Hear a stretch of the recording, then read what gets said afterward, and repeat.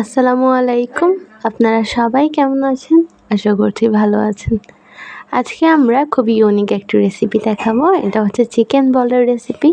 আপনারা চাইলে খুব সহজে বাসায় এই চিকেন বল বানিয়ে ফেলতে পারেন।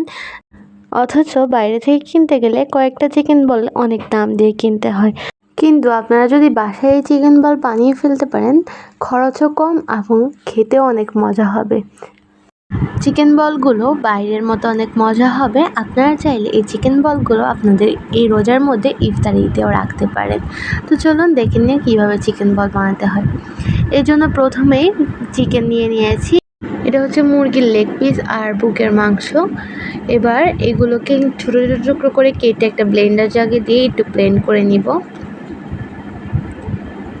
এটা ব্লেন্ড করে নেওয়ার পর এর মধ্যে দিয়ে দিব পাউরুটি। এটা ভিজিয়ে রেখেছিলাম, এটাকে ভিজিয়ে পানিটাকে চিপে দিয়ে দিয়েছি।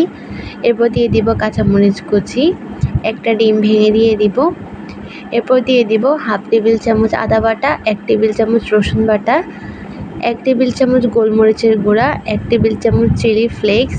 এরপর এটাকে ঢাকনা দিয়ে ভালোভাবে ব্লেন্ড করে নিব। ব্লেন্ড করে নেওয়ার পর এটা আমাদের কাছে পাতলা মনে হচ্ছে, তাই আমরা এখানে কর্নফ্লাওয়ার দিয়ে দিচ্ছি। আপনাদেরটা যদি ঘন হয়, একদম পারফেক্ট হয়, তাহলে আপনাদের আর কর্নফ্লাওয়ার ইউজ করতে হবে না। এবার এটাকে সামান্য একটু মিশিয়ে এটাকে ভালোভাবে ব্লেন্ড করে নিব। সব কিছু ভালোভাবে ব্লেন্ড করে নিয়েছি। এবার এটাকে একটা বাটিতে নিয়ে নিব। সম্পূর্ণ মিশ্রণটাকে একটা বাটিতে নিয়ে নিয়েছি। এবার হাতে একটু তেল মাখিয়ে এটাকে ছোট ছোট গোল গোল অংশ করে নিয়ে এটাকে গরম পানির মধ্যে ছেড়ে দিতে হবে। গোল গোল অবস্থায় আমি ডিরেক্ট গরম পানির মধ্যে দিচ্ছি। চুলাটা কিন্তু অন করা আছে। এই পর্যায়ে পানিটা যখন গরম হয়ে আসছে তখন সবগুলো চিকেন বল দিয়ে দিচ্ছি।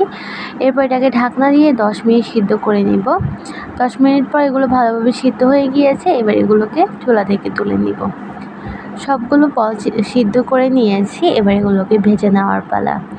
এর জন্য একটা কড়াইয়ে তেল দিয়ে তেলটা যখন গরম হয়ে আসবে তখন এর মধ্যে চিকেন বলগুলোকে দিয়ে দিব।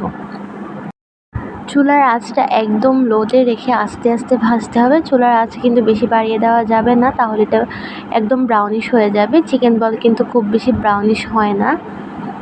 এরপর এগুলো আস্তে আস্তে ভেজে নেওয়ার পর এগুলোকে চুলা থেকে তুলে নিব। প্রায় 5 থেকে 7 মিনিটের মতো ভেজে নিলেই হবে।